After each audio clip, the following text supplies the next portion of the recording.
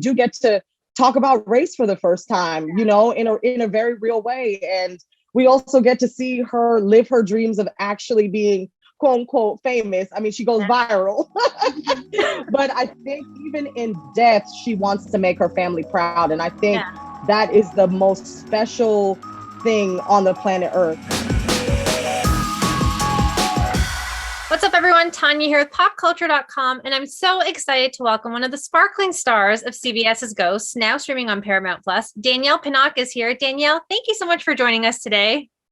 Oh my goodness, thank you so much for having me. I'm so excited to be here. Yeah, of course. And you know, there's so much to talk about. First of all, congrats on the success of Ghosts. The show is phenomenal, and you guys are now in the summer of Ghosts, where we had a musical recording, we had a Carnegie Hall performance. What has been one of the most rewarding aspects of this whole experience? Honestly, being in the show is the most rewarding aspect of it.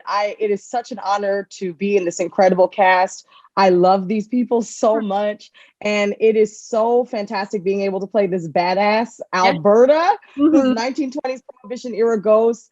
I love this character so much. And I probably would say that's like the best aspect of the show for me, being able to play her. She's such a great character, you know, and fans are loving the Ghost musical song that just came out this, you know, last week, I think, or a week and a half ago. Yes. And, you know, I'm wondering, do you think, you know, this recording that you guys did is a tease of what's to come for season 2, especially with like a musical episode? Oh my gosh, listen, Joe Ford and Joe Wiseman, they don't tell us much, but I'm hoping that this is a tease and that we'll get to have the musical episode. That's my secret wish. It has to be, because Alberta's musical. How could we not have an episode about surrounding music? It'd be crazy. Yeah. I know. You know, fun fact though, like I actually don't sing. So I learned how to sing in this process. I started with a vocal coach. I wanted to really get, you know, her isms as down as possible. And I also did start dance lessons, learn the Charleston and the Lindy Hop and all the dances of the time period. So I'm really hoping that we have a musical episode so I can show what I've been working on. Yeah, of course. And, you know, with season 2 being 22 episodes long now, which is great because we had 18 last season. What is one of the biggest questions you want answered for Alberta? Oh my gosh. To be honest, I have a few questions. I want to know how Alberta died. Was it poison or was it a heart attack? I particularly think the ghosts tend to gaslight Alberta. And they're always like, it's a heart attack. And I'm like, it had to be more fabulous than that, y'all. Come on. So we'll see if it's poison or not. I would definitely love to explore a flashback in the 1920s Harlem Renaissance. I think that was just such a delicious time period in history for Black artists. And I just can't wait to be in those costumes and those feathers. I would just love to see who Alberta's friends are, who her bootlegger boyfriend was. They got into a lot of crime together. Maybe Al Capone can pop up. Who knows? But I would probably say most importantly, I would love to see the relationship flourish between Alberta and Pete, played so incredibly by Richie Moriarty.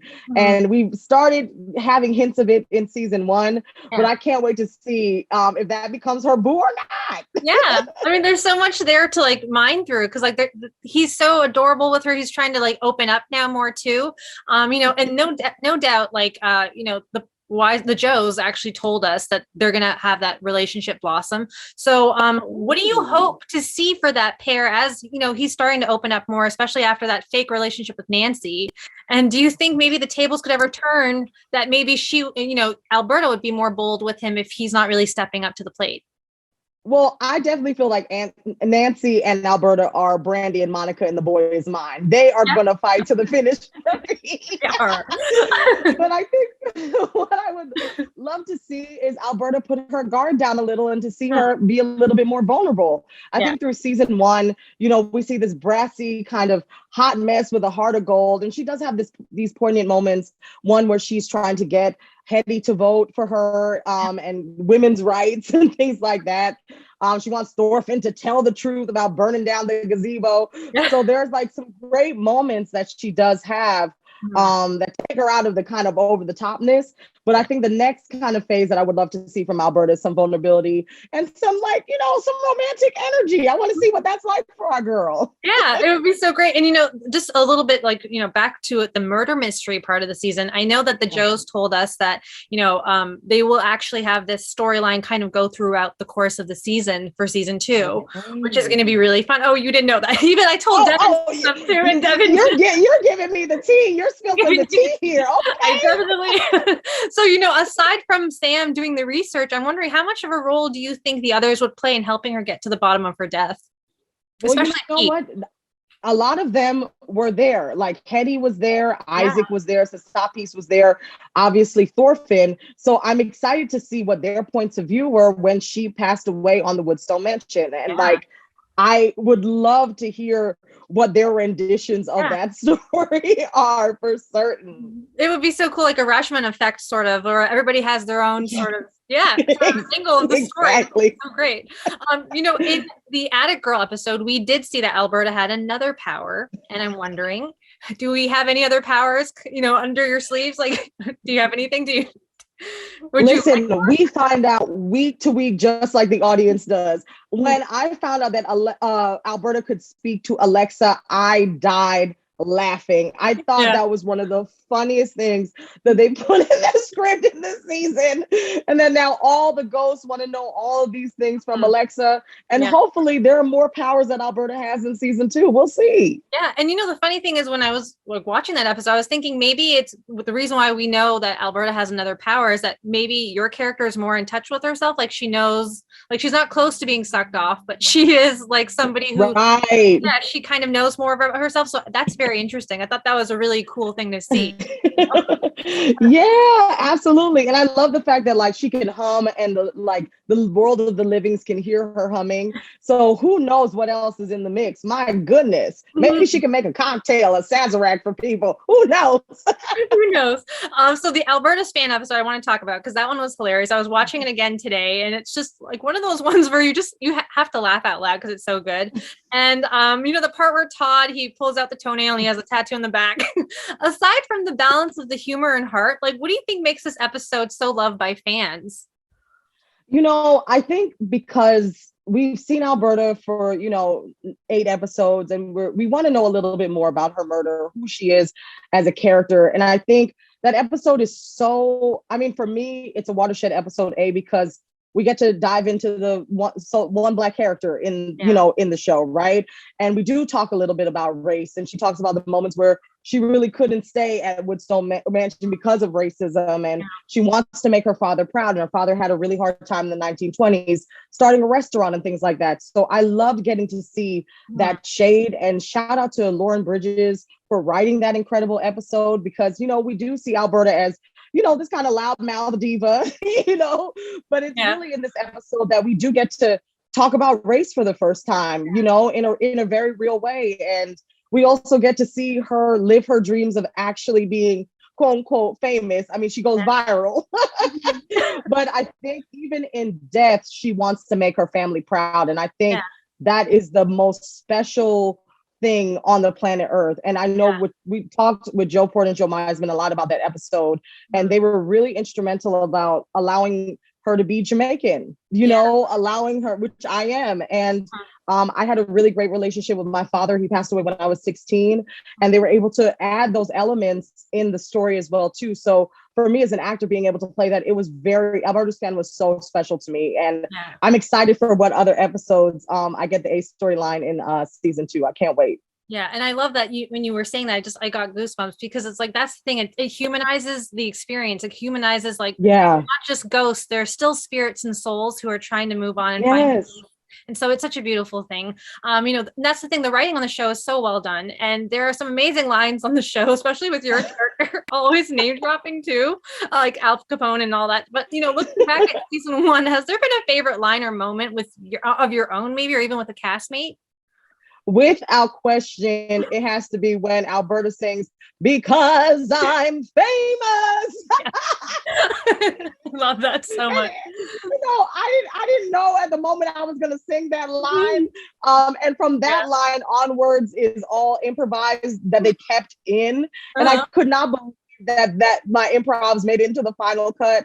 For certain, that is probably one of my favorite moments. It's so good. In the season. I would also have to say being able to have shenanigans with Brandon Scott Jones in Flowers' article has been, I mean, such a treat. I love getting to act with him because both of us together, we call each other Pony and Bangs because of his ponytail and Alberta's bangs. So and I just love the shenanigans that we get to cook up. And hopefully I get more scenes with 𝐒𝐶𝐻𝐵𝐻 in season 2, because I really didn't get a lot of scenes together with 𝐒𝐶𝐻𝐵𝐻, and like I can't wait to see what we come up with together because Ramon is amazing. Yeah. So yeah, I'm excited. Yeah, that's why I was telling Richie too that the combos are so good. Like when we see the rare combos, like you and 𝐒𝐶𝐻𝐵𝐻 would be amazing together. And then if we see more scenes with maybe even you and Thor, we don't see that many, but it'd be so good. I would love that. Yeah, I would love that. The thing with me and Thor though, Devin Long always breaks me. Like I break character every time he opens his mouth. So I would be cry laughing every time we were in the scene together. You know, and you were bringing up Brandon, which is so fun because I know that off screen you guys are exploding on TikTok. There's so many fun videos with the Ghost cast, and it seems like you and Brandon really get into it, which is so cute. But you know, the others, I feel like they're trying at times too, and like they're very good dancers as well. I feel like there's that one video where it's all dancing, and Richie looks like he's, I don't know, on a minefield. Like it's so funny. Richie is in his own mind. Like Richie's doing his own thing. I just say Brendan and I, we love TikTok. We're always trying to do the challenges. And there's more of that coming for season 2 without question. And the full cast will be involved in it. You know, aside from you being the best dancer of these videos, is there someone who's a close second or someone who needs improvement? Or do we not want to tell you? Ramon is a way better dancer than I am. Ramon kills it. And every time Ramon dances, he is dead serious. He's not doing it for jokes. He's like coming from the Debbie Allen school of dance. He's serious business. So I had to say Ramon hands down is the best dancer of the group. I would also say Sheila got moves too. She does. Yeah, Sheila has moves, but Brandon is good too. I'm telling you, we got some secret choreographers in the cast. We really do. Yeah, I'm loving our chat so much. But before I do let you go, the show has won the hearts of audiences and critics, and we're now heading into awards season. And I'm just wondering, what is it about this show that you think stands out from the other comedies? You know, I think the show is so diverse that everyone can see themselves in it. And we're dealing with topics that are so relatable. I mean, Isaac came out after 300 and plus years. You know, Alberta's trying to make her family proud even after death. We have Pete, who is now, you know, dealing with his wife and how she cheated on him, and he has a grandson. You know, there are so many aspects to this. I mean, my God, Ramon and the storyteller episode. Oh my God. It's just, and being able to act with his own father, I think so many people are seeing themselves in the show because of these storylines and because we're bringing them to life, even though we're deceived, you know? So I'm just like, I'm so excited that people are loving it. I'm so excited that people are excited for season 2. I am keeping our fingers crossed that we get nominated for an ensemble Emmy, because listen, we are doing the dang on thing in this show.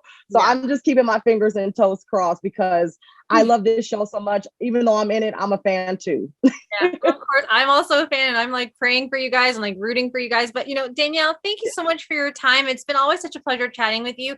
Guys, for more with Danielle and all things Ghost, which is now streaming on Paramount Plus, keep it locked to popculture.com for the latest.